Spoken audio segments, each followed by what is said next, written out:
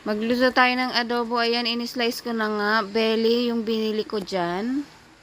So, dapat gagawin ko siyang lechon belly. Pero, sabi ko, adobo na lang. Yung white adobo, yung natural. Yung ilalagay ko lang is bawang and asin.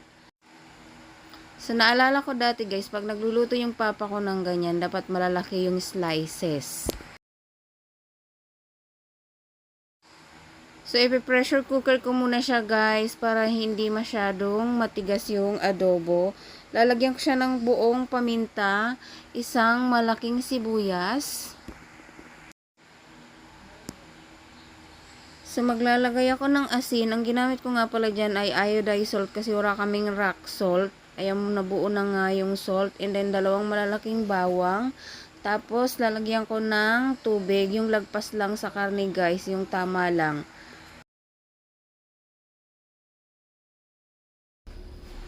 Then, kapag narinig nyo na yung ingay ng pressure cooker na ganito, mag-start na kayo ng timer. 10 minutes, 15 minutes, okay na yon.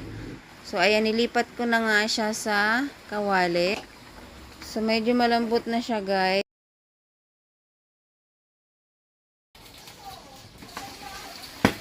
Ay, pumuputok na!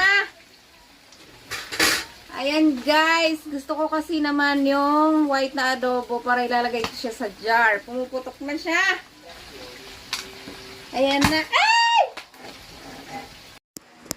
O, diba? Ang ingay ko. Kasi masakit yun sa balat pag natalsikan ka.